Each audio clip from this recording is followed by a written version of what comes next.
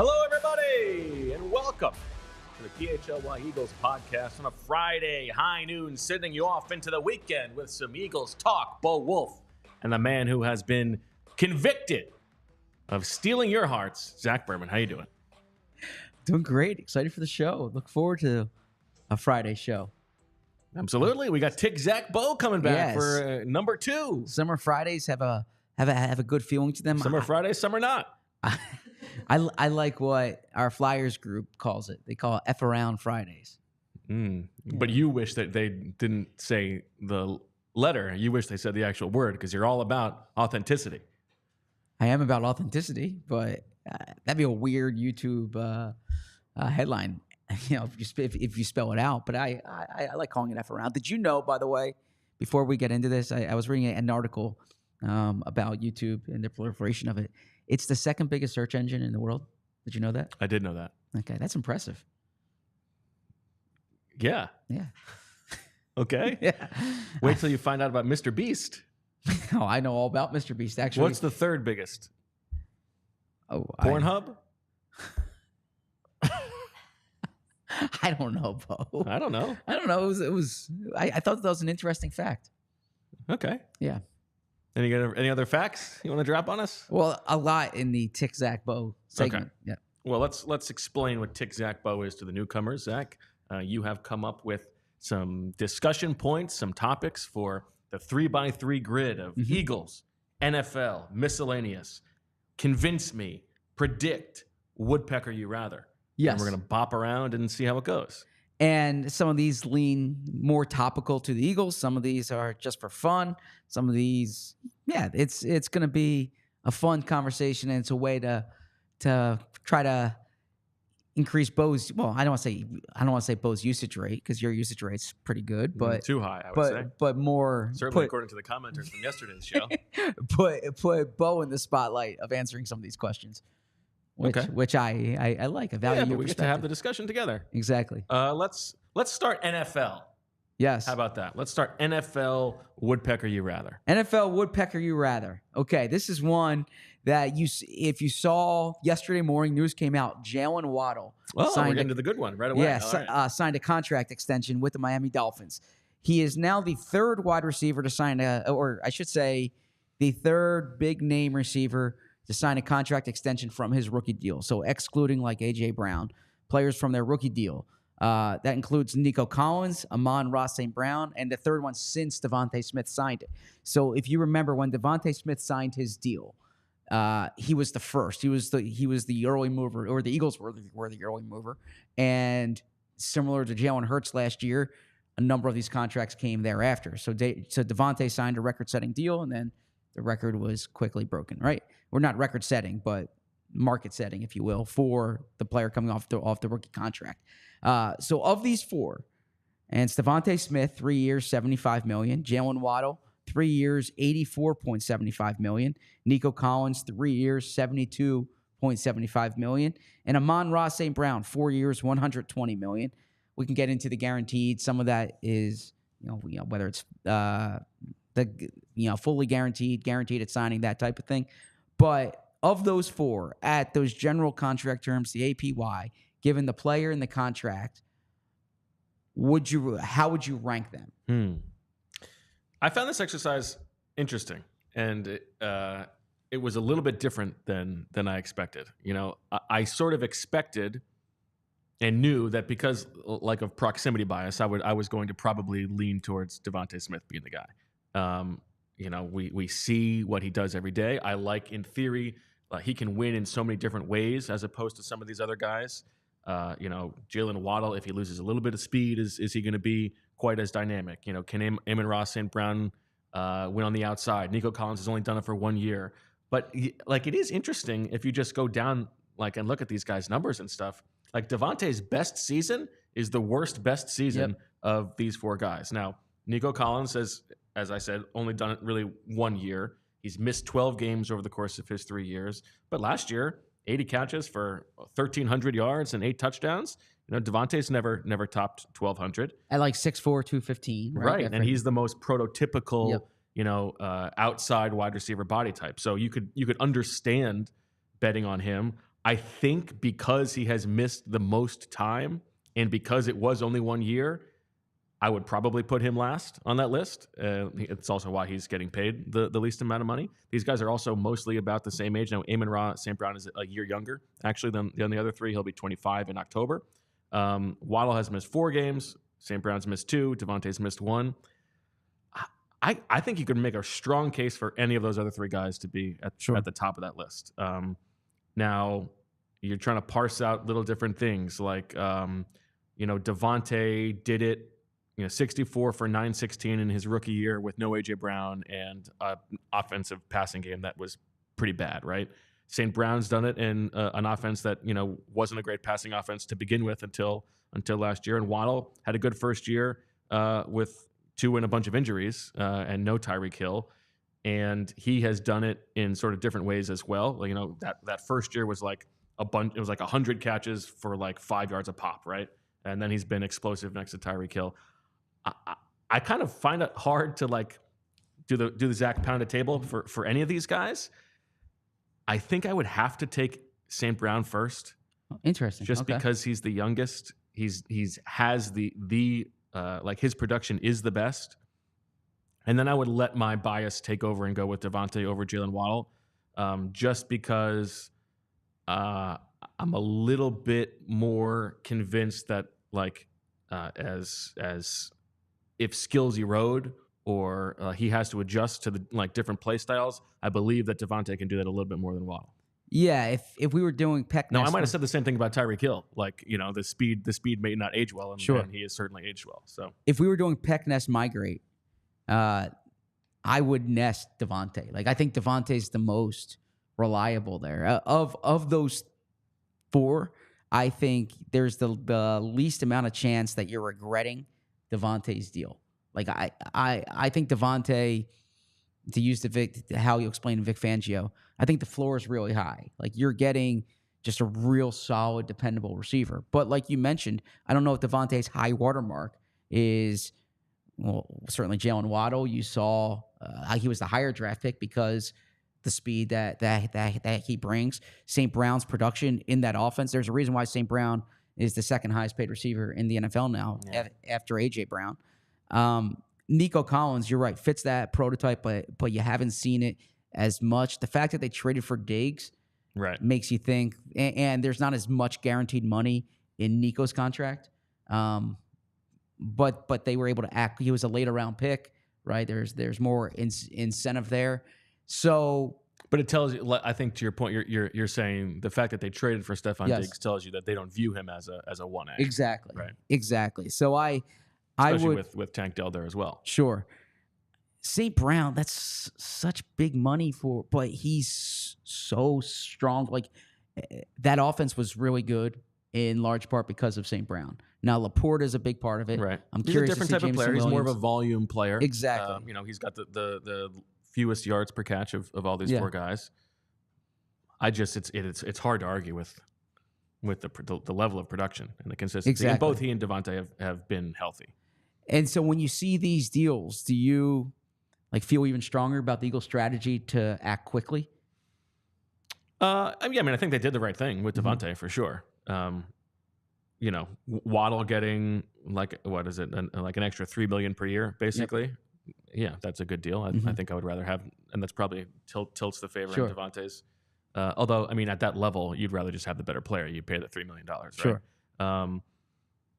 Yeah, I think they did the right thing. We've talked about that. That's, I think, probably when a bunch of people are going to be signing similar deals. Yeah, it is to your advantage if you're going to do it anyway, to do it first. Yeah, I heard when I put this out yesterday about why the Eagles do it. I get asked why the player does it.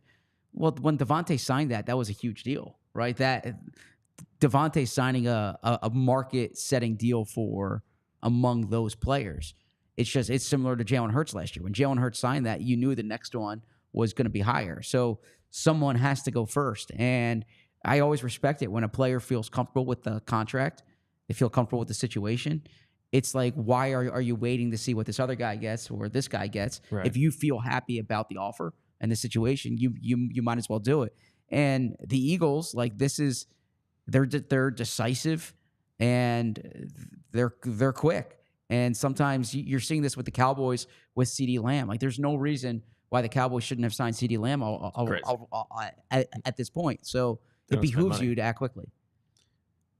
I think somebody's sort of making a similar point in the chat, which I think if you're going to make the case for DeVonta as number one, you probably do feel better about his skill set could fit on any offensive football, right? Whereas there's probably a little bit of a question if that would be the case for Amon-Ra St. Brown. But I think we are probably underselling St. Brown just because of the anchoring. If he was a fourth round pick, and that offense does different stuff. I think he's done enough to be respected that way. That's fair.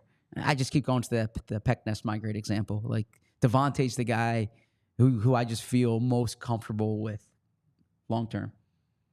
Okay, but I think don't you think part of that's just because you know him the best? That's true, but I don't think people are saying bad things about St. Brown. No, but he was prolific at Alabama. The Heisman Trophy winner. He's been with top receivers elsewhere. He's been with top receivers in the Eagles. Finds a way to fit, and I feel like he just does everything. He could play around the formation. Again, might not be your 1,600-yard receiver, but I just feel the consistency with which he plays jumps out to me. So you would take him at the top? Given the contract, yeah. I would rather DeVonta at $25 million than Brown at $30 million. Yeah. Okay. Or St. Brown, I should say, at $30 million.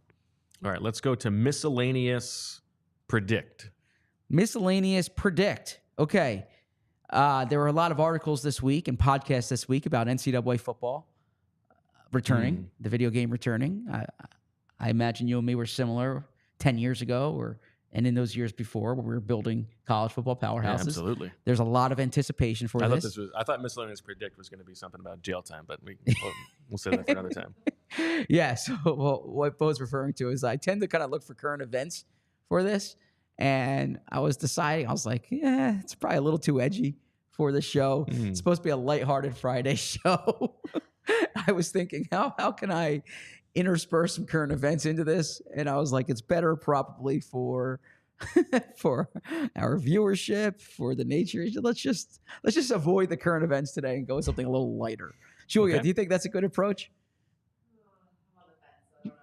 Oh, Julia wants some fire here.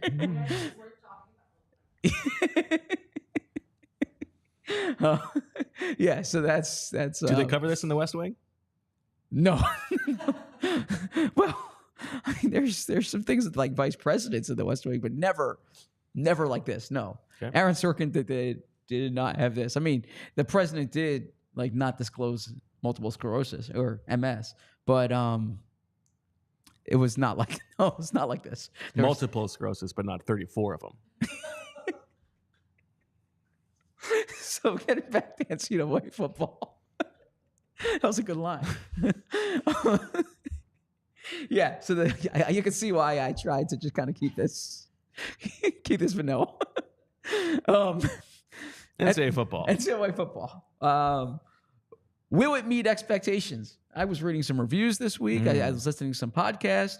Predict, are you going to play this? Will this get a generation of people who might have who might have abandoned video games or have kind of fallen out of love with video games? Will this get them back into it?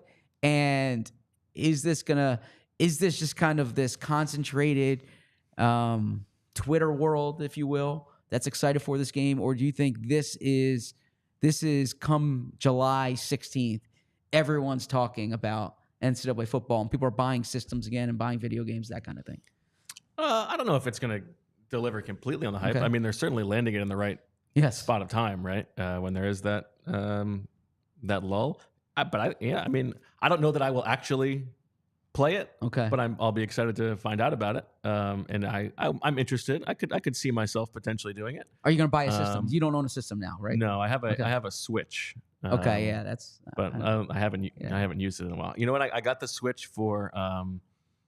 Was it the 21 season when the Eagles had a bunch of long road trips, a bunch of long flights, so that I could do something on the plane, play a little FIFA on the plane. Okay, that was my Switch. You could read a book, right? I could. That's permitted. Yeah, I mean, okay. Or I could build up Brighton and Make some nice transfers. Yeah, to me, was for you. I know you nag on Reed for simming to the Super Bowl. Did you like playing the games more or building doing the recruiting and stuff? The recruiting. 100%. Yeah, exactly. And building it up, absolutely. Didn't really play many of the games. I've told this story before, I think, but my favorite of the like recruiting engines was an NCAA football game. I want to say it was like 2002 or something like that. It might even have been older than that. And when we would go on road trips, we had the little they had like a contraption where you could the PlayStation 1 could like connect to like the power source in the car, but it only worked if like we were really pushing down on it or something like that. Yes. And so my brother and I would be doing the recruiting, but like one of us would be charged with doing like pushing to make sure it didn't. And we had, you have to save at every opportunity just in case. But what I liked about it was they had the pipeline. Where like if you recruit enough people over a couple of years from the same state, like it becomes a pipeline state, and then all of a sudden it becomes easier to get those guys, and like building up those pipelines was fun. Who was your team? We changed it around. I didn't stick to anybody. Okay. Yeah. We also used to do the. What was your best dynasty? We also used to do the like we would get the Athlon guide. Oh yes. And put in all the names. Yeah. Exactly. Yeah, that was fun. Yeah. So what's interesting now is because of NIL, the names are in there, but.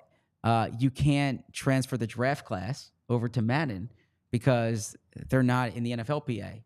Oh, right? interesting. So they have their own, their own association.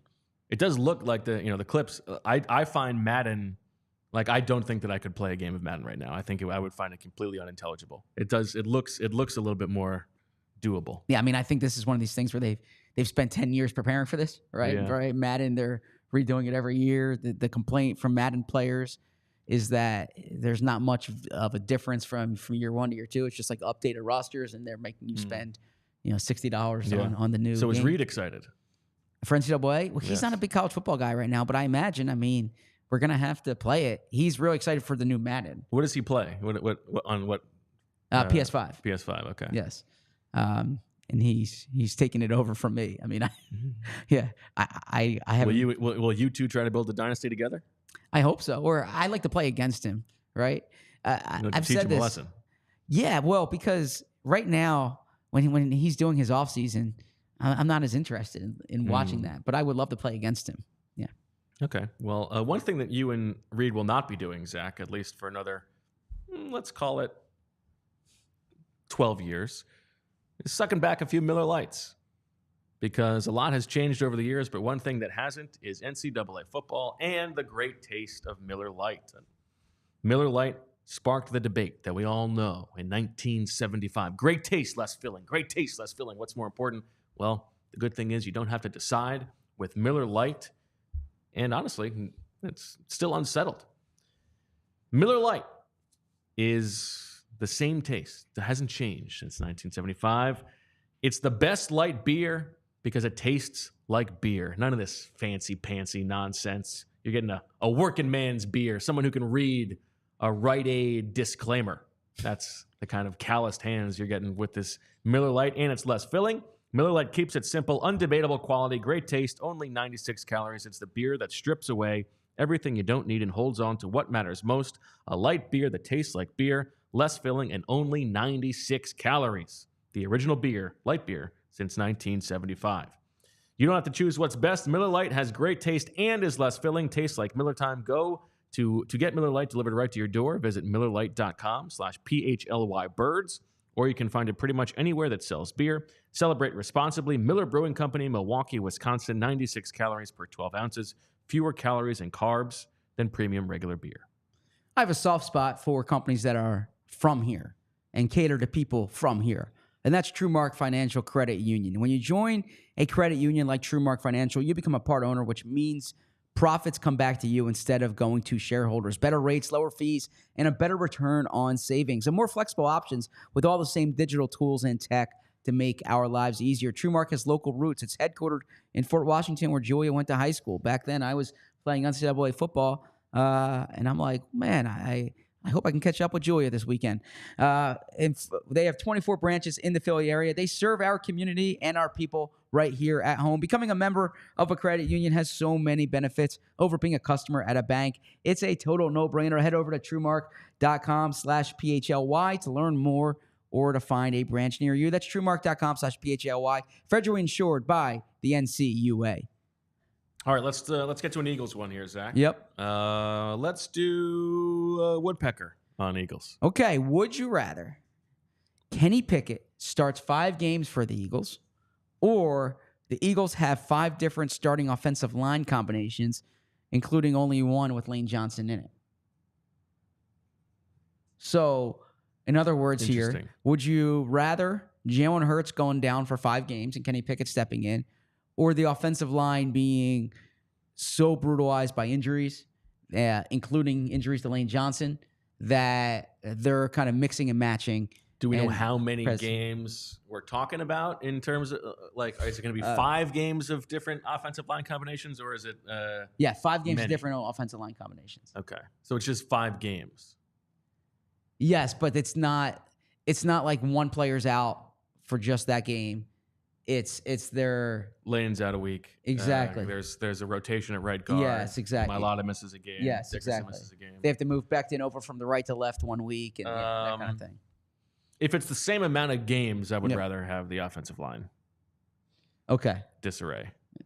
Assuming I am the Eagles. Yes. Now, if you're saying Tanner McKee, it's maybe a different conversation, because then all of a sudden I'm excited to see what the young man can do. But I would say I'd rather have the quarterback than the perfect offensive line. I ask because I've made this point on the show that the years when it's really gone bad for the Eagles, it's because the offensive line has been battered, and the Eagles don't have the type of depth on the offensive line, or the proven depth, I should say, that you might want. Now Hennessy started games, Becton started games, so they've made strides to do that. Now they also have 2 unproven starters, or 2 starters unproven in their spots here. So I just wonder if you're looking for where this year could go bad for the Eagles, it would be injuries to the offensive line. Maybe, Kenny Pickett, could you go 3-2 with Kenny Pickett? Sure. With his talent around him? Sure. Yeah.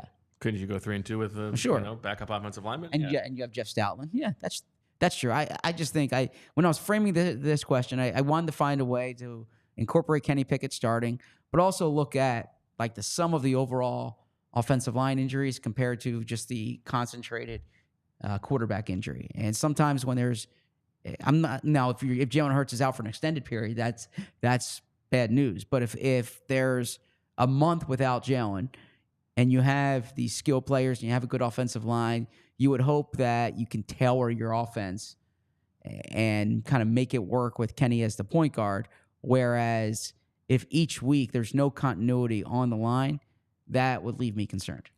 Well, I think you can tell what the Eagles think matters based on their resource allocation this offseason, right? They made an effort, traded the equivalent of a 3rd-round pick to get Kenny Pickett for that possibility, right? And so they were more worried about that than sort of addressing the offensive line in a bit more of a patchwork way. Now that they paid Mekhi Becton real money, they paid Matt Hennessy real money, but they didn't make it a priority, a huge priority to upgrade the depth on the offensive line, not as much as they did, draft pick compensation wise with Kenny Pickett, right? And we touched on this on yesterday's show. But in the 2 practices you've seen, is there anything from Pickett that's made you believe him? I should say believe in him more or believe in him less? I don't want to overreact to 2 spring practices. I mean,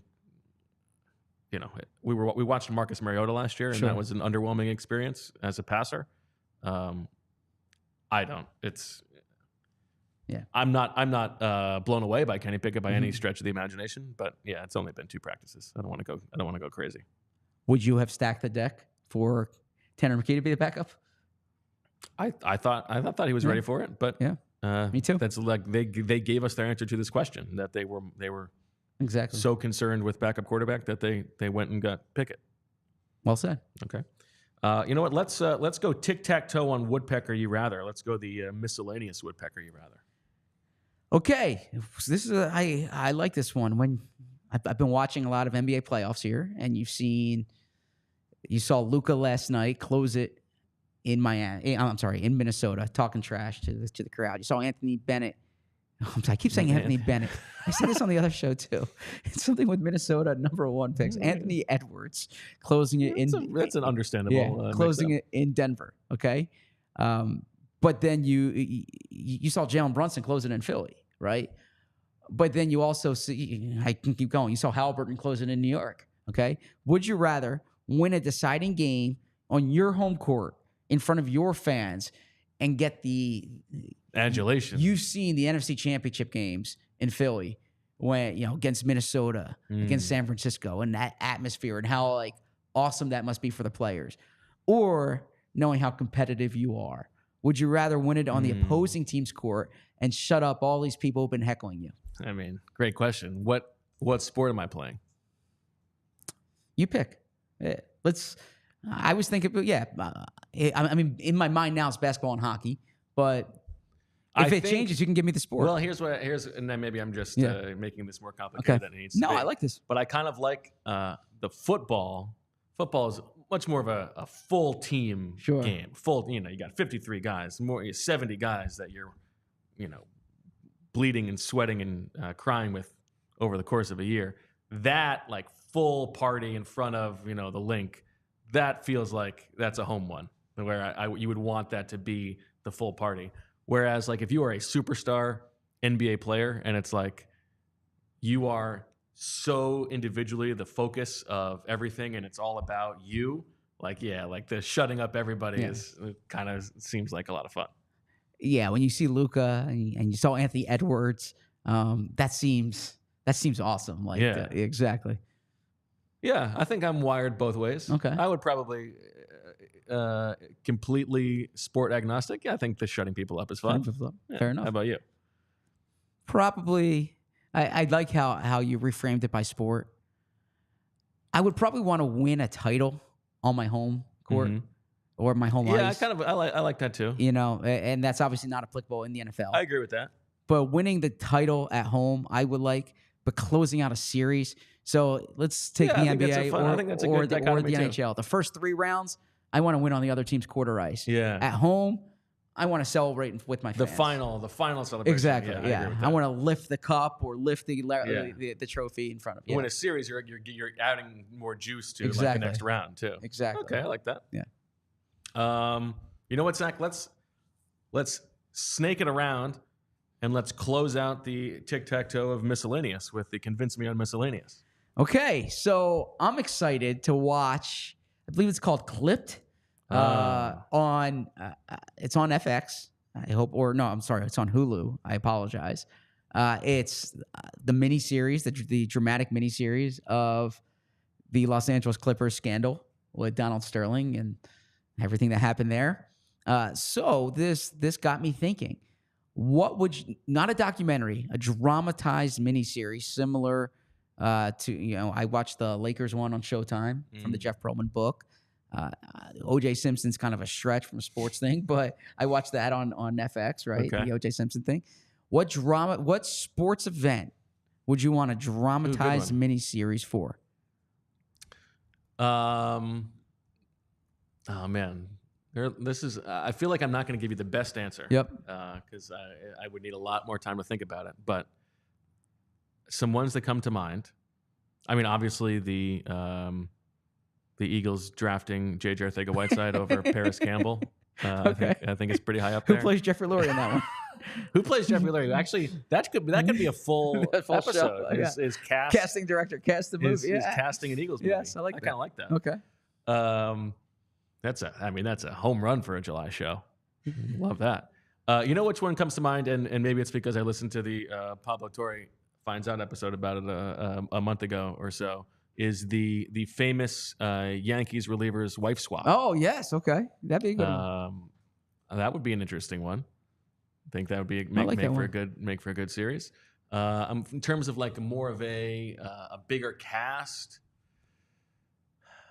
I mean, I feel like it would be hard to pull off because it's so basketball centric. But like, you know, the stars of the Dream Team, the original, the '92 Dream Team. I like that. And then there, you know, Charles going to Yep. Barcelona and all that stuff. Like that would be a fun one. You Yep. know what? Actually, how about just inside the NBA?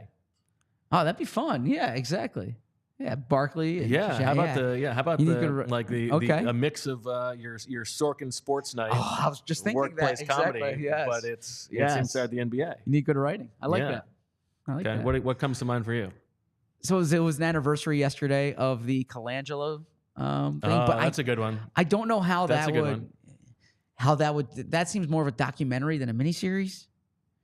But if you can make that, I don't know. into I think there's some good miniseries. I Okay. mean, just the relationship with the wife is Sure, is exactly, very yeah. ripe for. yeah. That's a good one. If you turn Moneyball into a movie, you could probably turn the Colangelo Yeah, thing that's a into good one. miniseries. Well, you start with Hinkie, right? That's how Sure, it begins. exactly. Yeah, And then the other one for me that's a good one. is you and I actually talked about this with Marissa last year in Cleveland on a show, the Manti Te'o documentary, but turning that into a miniseries, I think that could be a compelling miniseries. Okay, yeah, that's not bad. Are you going to watch Clipped? Probably not. No? Really? Yeah, I'm not that interested in it. Oh, okay. This is really for summer TV content, that's like the top of my list. I get these alerts on my phone, for all the things I subscribe on Apple News, and one of them is it's always like the top 20 TV shows to watch this summer or top 20 movies to see this summer. And when I was going through the TV shows, I'm like, like, ooh, Clipped. This is speaking to me. So I promise you, next weekend I'm gonna be glued to my TV watching Clipped. I like Shane's idea in the chat of Frank Langella for Jeffrey Lurie. He was he was an owner in Eddie. Do you remember that? Oh yeah, that's right. Was it? He was the That's owner funny. in Eddie. He was going to move the Knicks to St. Louis, and Eddie would not allow him. My favorite line reads in the Frost Nixon movie. What's that? If the president does it, it's not illegal. Okay.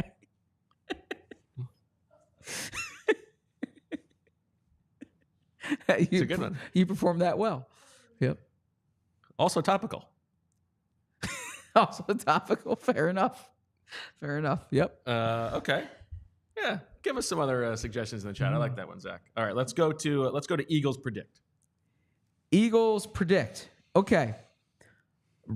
And this you can tie in some OTA talk. Rank the most defensive snaps among these cornerbacks: Quinyon Mitchell, Isaiah Rodgers, Keely Ringo, Cooper DeJean, Avonte Maddox. So here you're obviously looking at what their roles are going to be, what you've seen this year, what you expect the lineup to be. You can even factor in injuries predictions if you would like. But again, I'm going to repeat this in case the audience wants to play with us. Quinyon Mitchell, Isaiah Rodgers, Keely Ringo, Cooper DeJean, Avonte Maddox. So this is interesting because there are a few dynamics here where, for instance, I think Cooper DeJean is more likely to play 30% of the defensive snaps than Keely Ringo is. But I think Keely Ringo is more likely to play 80% of the defensive snaps than Cooper DeJean is. Sure, because of injuries, right? and, Like I can see Keely Ringo being a starter on the outside, and I can't see Cooper DeJean being that as a rookie, but I can also see Cooper DeJean having a role in the defense, maybe as the nickel week one, and Keely Ringo just being on the bench if everybody stays healthy, right? So there are some moving parts of the dynamics there. I remain, of the thinking that Quinyon Mitchell is going to be the starter week one. I'm not going to let 2 weeks of OTAs push me off of that, so I would rank him number one. I think it would be a disappointment if he, barring injury, was not number one on this list. Isaiah Rodgers, we talked about it yesterday. I think that has been the thing that has moved the needle the most for me over the past 2 weeks, that like Isaiah Rodgers seems like he may, in fact, be a part of the defensive secondary. But even still, I'm putting him behind Ringo and DeJean. Do I put DeJean second? Probably. Now, Avonte, like Avonte and Isaiah Rodgers, both of those guys could potentially not make the team. Like I think that's on the table for both of them. Whereas, like if they both make the team, Maddox is going to be on the field in some capacity, whereas Isaiah Rodgers could make the team and just be on the bench or be a replacement guy, but he might be more likely to actually make the team. I think in the end, if I'm just going snaps played, I would probably go Quinyon, DeJean, Ringo, Maddox, Rodgers. Okay. Just, Maddox has trouble staying healthy. I'm not fully believing that Isaiah Rodgers is going to be a starting caliber player. I think that's a bit of a leap. Yeah, I wanted to ask you about that. My practice notes, thoughts are now up on allphly.com. I held off on reading other content until I finished those. And so when I was reading other content this morning, one sentiment that I saw elsewhere is that Isaiah Rodgers can push Quinyon Mitchell for a starting job. Do you see a scenario where Isaiah Rodgers is starting over Quinyon Mitchell? Or do you think no matter what, if it gets to that point, Quinyon's going to be starting? I could see a scenario, Really? Because I could see Ringo starting over, but it would surprise me if Rodgers is starting over Mitchell.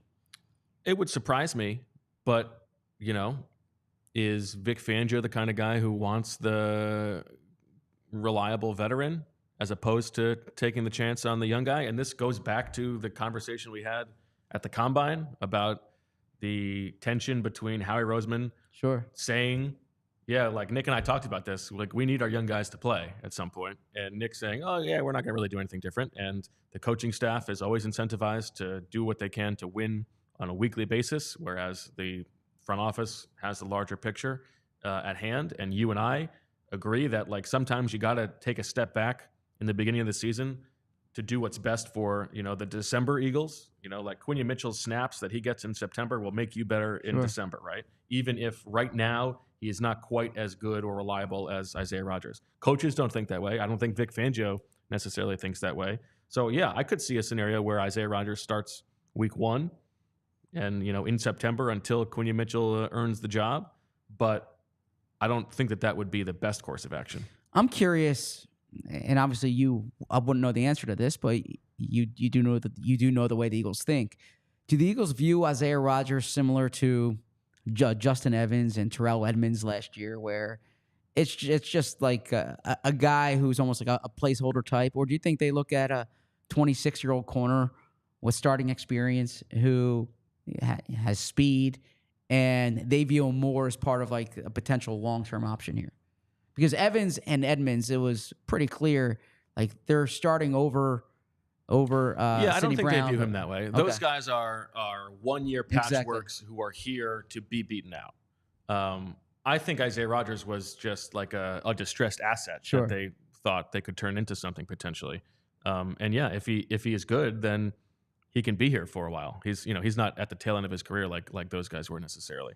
I think he's an investment that they bought low on and are hoping can go NVIDIA on you. That would be huge, right? That would be huge. Now, the last part of this question: how would you rank these guys? Mitchell definitely 1.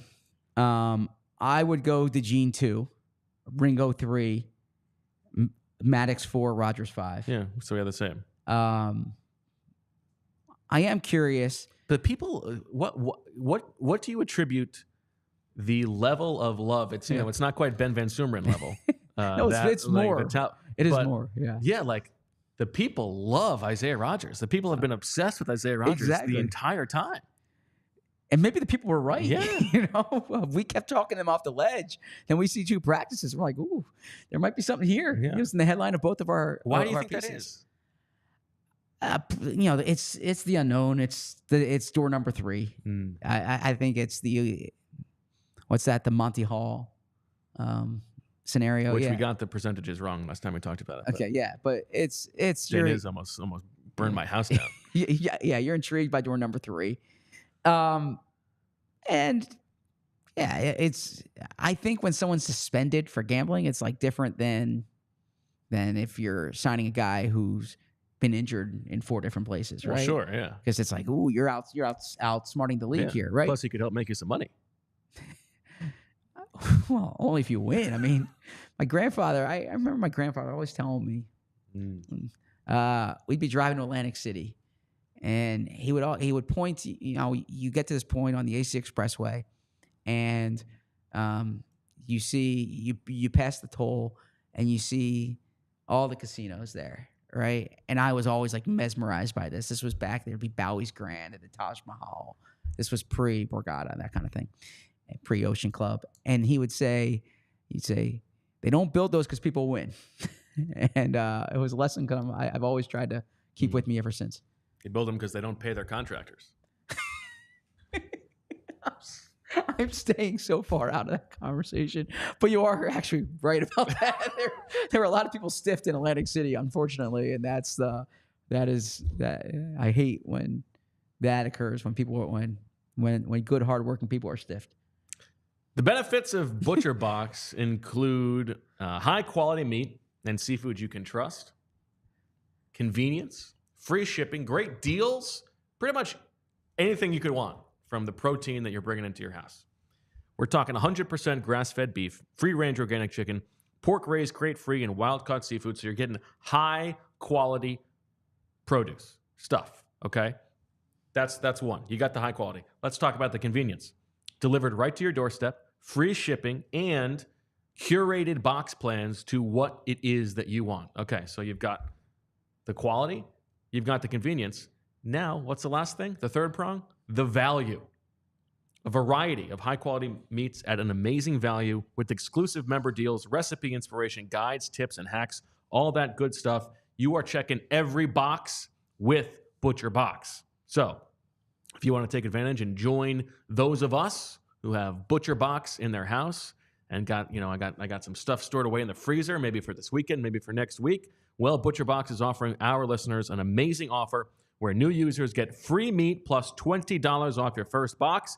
Join today using our link at butcherbox.com/PHLY and use code PHLY to receive this exclusive offer today before time runs out.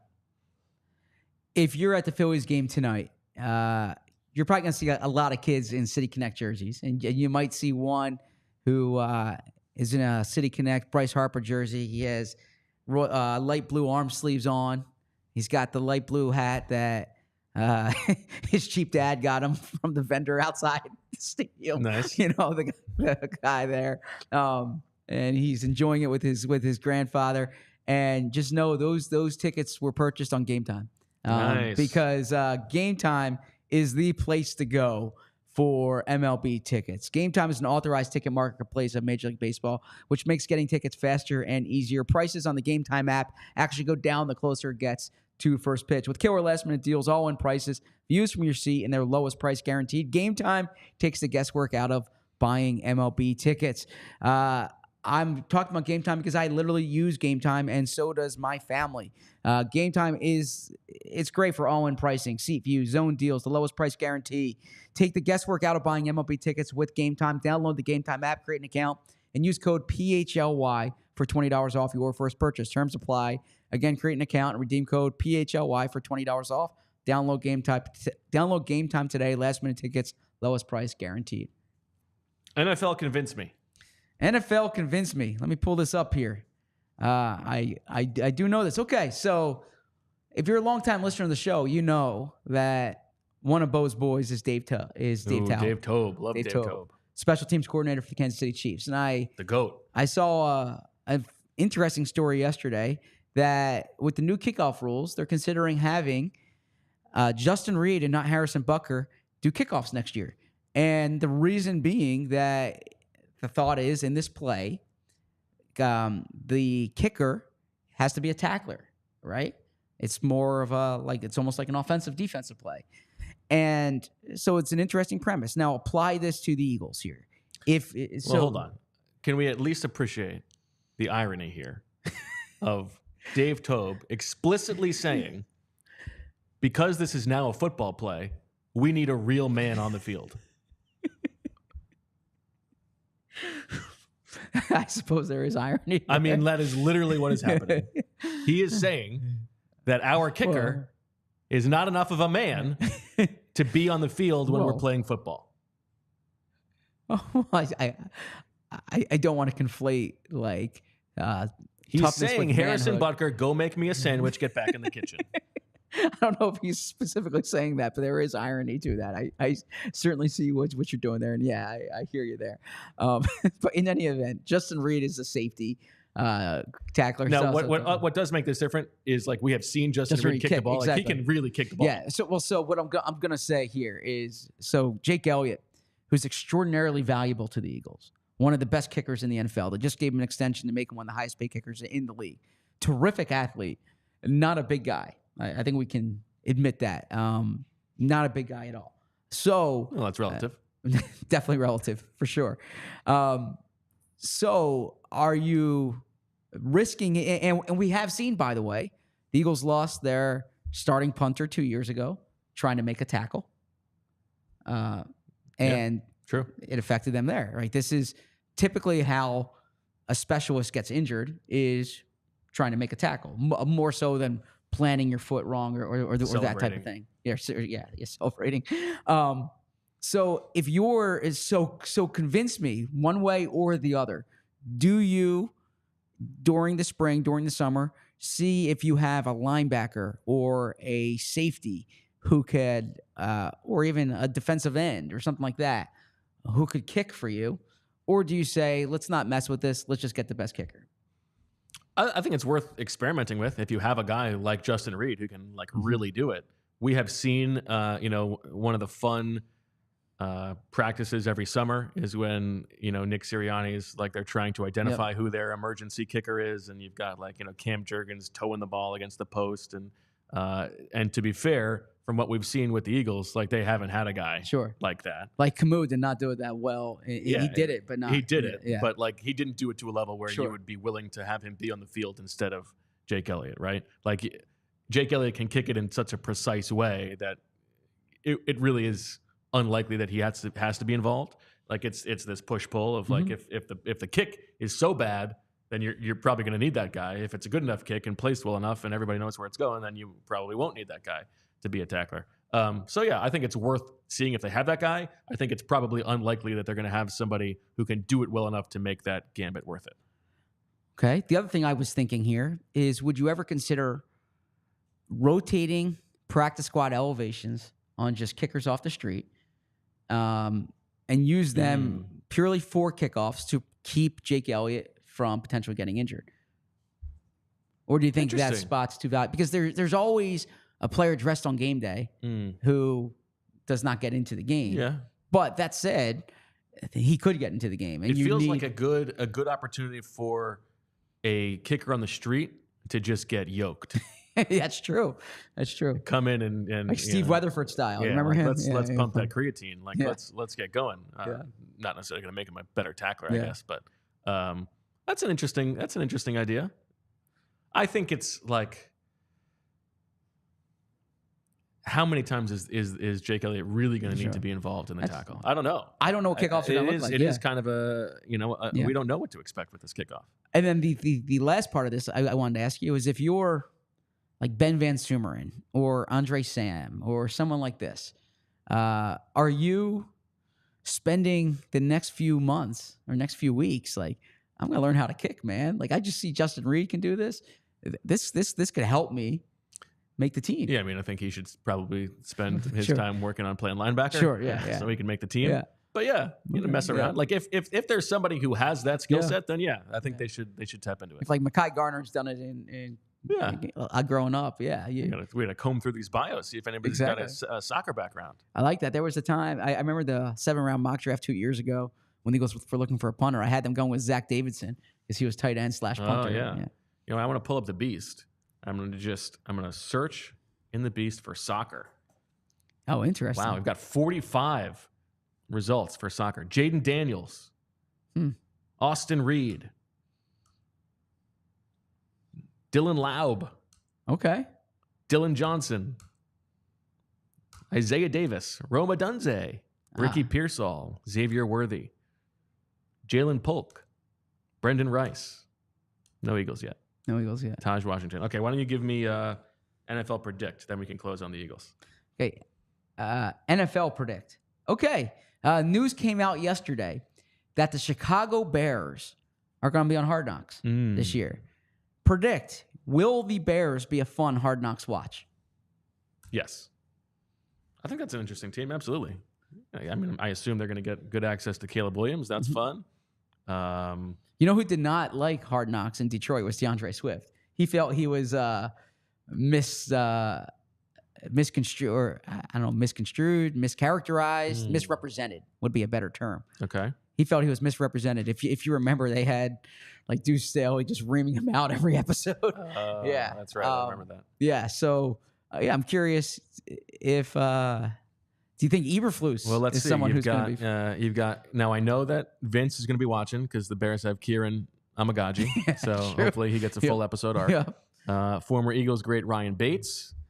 Going to have to be interesting as well. And Kevin Byard's on there. Austin Booker, member of the Bo Wolf Shadow Draft. Yep. Oh, Kevin Byard. Maybe we'll get Kevin Byard's Eagles thoughts from Hard Knocks. Looking for some more. Tremaine Edmonds. They got Tremaine. Oh, the other T.J. Edwards, obviously. Yeah. I bet T.J. Edwards will be an interesting. If they do something on him, hometown guy. Exactly. Jalen Johnson. I think it'll be a good one. Yeah. Jaylen Johnson. Yeah, talking about sex. Yeah, that's true. He's recovering sex addict, right? DJ Moore from right over there. Correct there as well. Matt Pryor. I didn't know they had Matt Pryor. Yes. That's a good one. Maybe a Ryan Polsey and Cunningham, buddy comedy there. Yeah, there you go. Maybe we'll get Matt Pryor talking about sitting to pee like we got him to do at the Super Bowl. If NFL Films is doing their research, that'd be a fascinating. Would it? Well, it's a debate that comes up often. That's true. Fortunately, I am with Brandon Brooks on that one. I feel comfortable being on Brandon Brooks' side. Okay. Yeah. Brandon and I are kindred spirits in that regard. Apparently so. Apparently so. Yes. Both good enough to be on the field on kickoff. Real men. Well, Brandon Brooks once got hurt on an extra point, right? So you have to debate whether the merit to that. There you go. Yeah. All right, let's go. Convince me, Eagles. Let's close this bad boy out. Convince me, Eagles. Okay, so we talked about this briefly on the show yesterday, but this was a topic. I also talked about this with Jamie today. Jamie was filling in on the Anthony Gargano show. Did a great job. So we saw Nolan Smith is up from 238 to 245. Jordan Davis down the 350 from more than 350. Does weight matter for these situations? Like, is this a fun offseason talking point, or do you think it matters what weight Jordan Davis is playing at for the way he plays? Do you think it matters what weight Nolan Smith is playing at for the way he plays? I mean, of course it matters.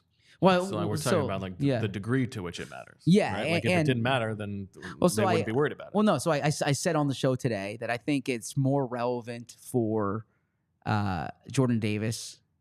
We heard Baldy say on our show last year that conditioning was a problem. Now you have to wonder how many snaps do you want Jordan Davis to play, but in theory, him being in better shape helps. I think it's less relevant for Nolan Smith. So much of his game is athleticism. You certainly like strength and you want to see that shoulder to be healthy. But if Nolan Smith's 238, I don't think that's problematic.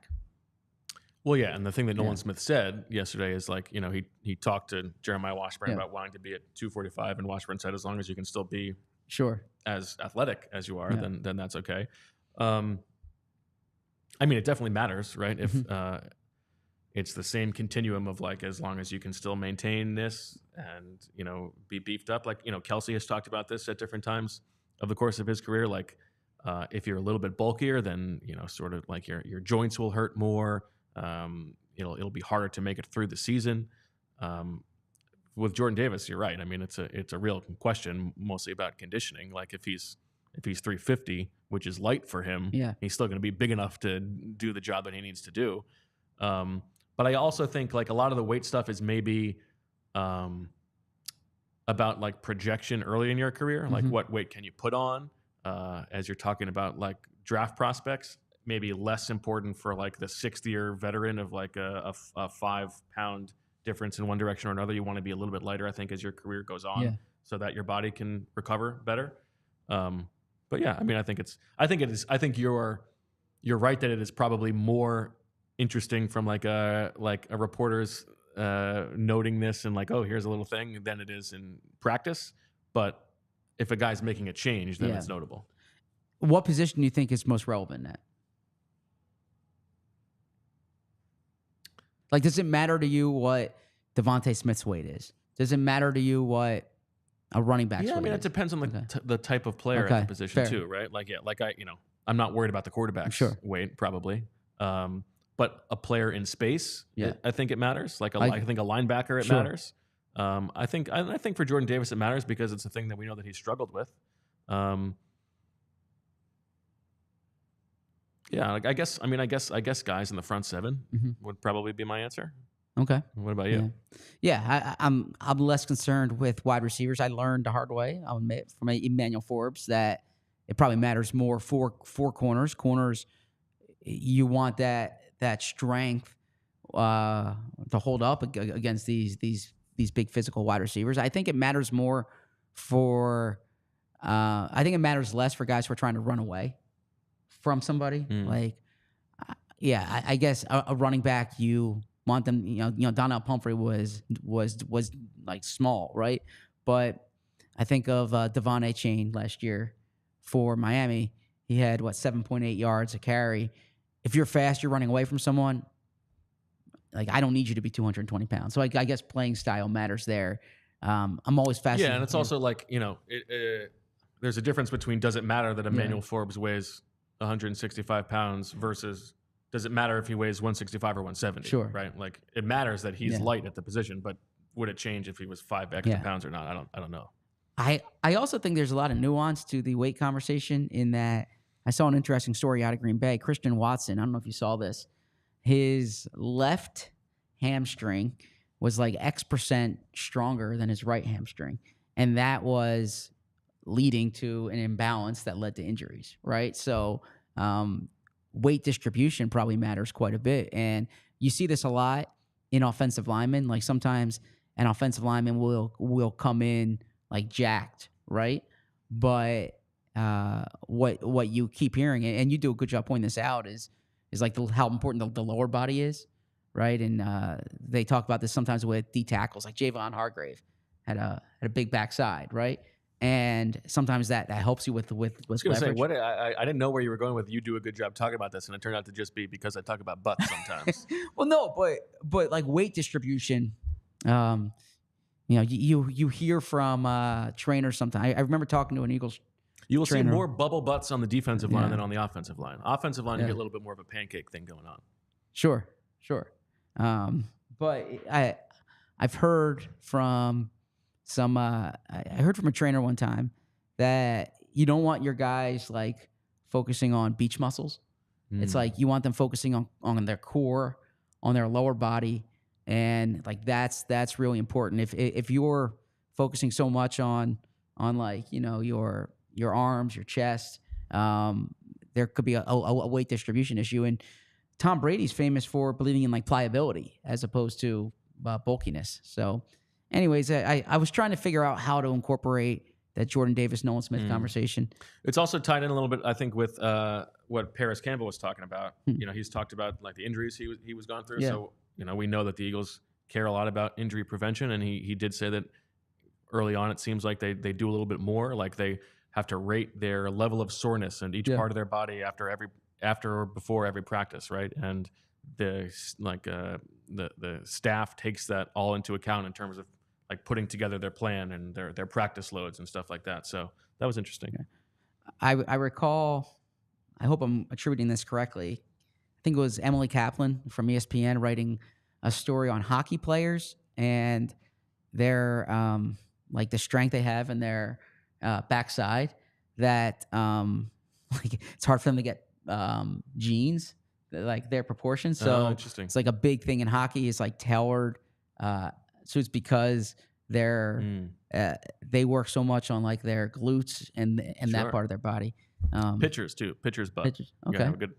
You gotta be in your post position. You gotta have a nice Nice round butt. Is that why you were a good pitcher? Yeah. There you go. A good pitcher's butt. Well, I don't know. You know, maybe I had a good pitcher's butt because I was a good pitcher.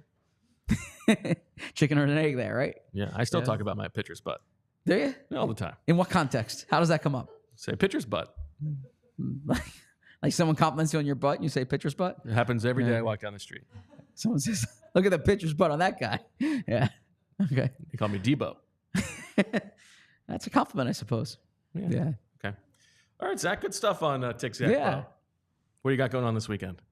And we are going to celebrate our anniversary. We're going to spend some time. All right. We're going to go to New York and I'll see a comedy show and go to a museum and have nice dinners. Have a nice dinner. It'll be fun. Good for you. You deserve it.